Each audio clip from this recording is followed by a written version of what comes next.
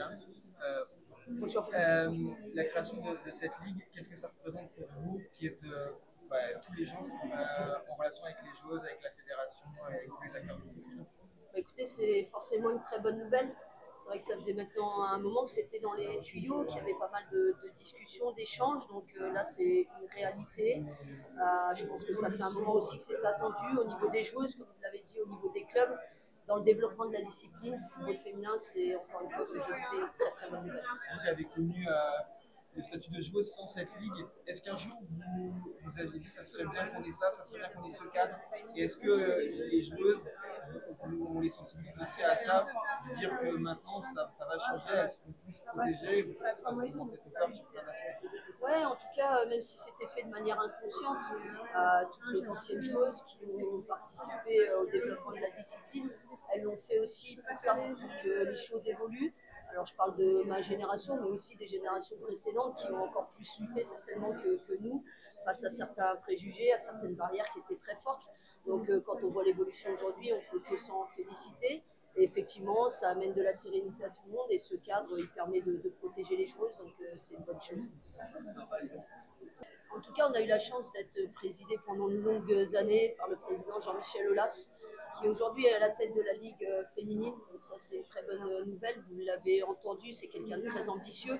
Donc par rapport à ça, il va se donner les moyens, il va donner les moyens à cette ligue d'être parmi, comme ils l'ont dit, la meilleure ligue européenne de football féminin. C'est une très bonne chose et c'est sûr que voilà, ce sont de bonnes nouvelles qui vont permettre au football féminin français de se développer.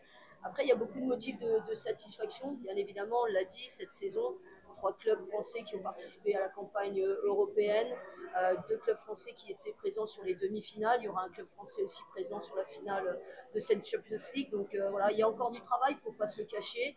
La communication entre la fédération, la ligue, les clubs est primordiale aussi avec les joueuses.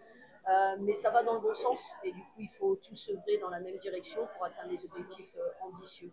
Est-ce que vous voyez une évolution au niveau des joueuses professionnelles en cas de maternité?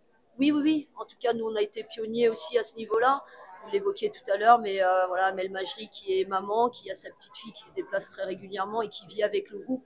Donc, c'est des choses qui ont été mises en place de manière naturelle à Lyon. Il a fallu définir, c'était nouveau, donc il a fallu définir un cadre par rapport à ça.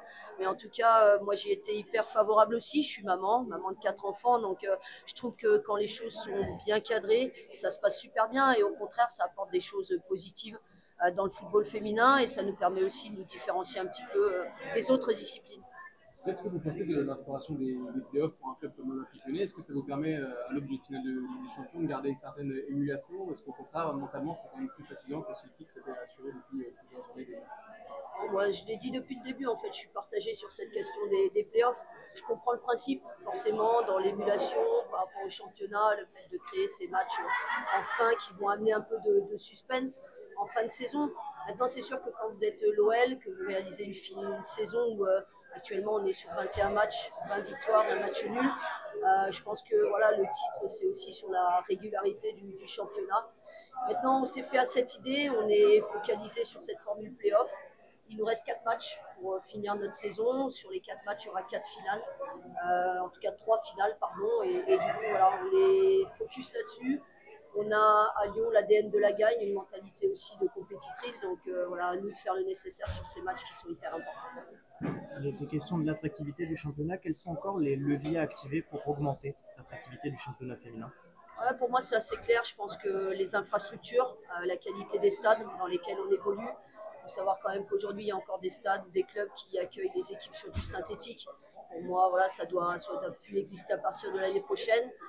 Quand je parle d'infrastructure, c'est aussi la qualité des stades pour que les diffuseurs puissent diffuser avec beaucoup de qualité. Mais c'est des choses que la fédération sait déjà et qu'elle va faire en sorte de faire évoluer très rapidement. Donc voilà, après, par rapport à ça, bien évidemment qu'on va tous dans le même sens et on a tous envie voilà, de réussir par rapport à ces éléments-là. Merci.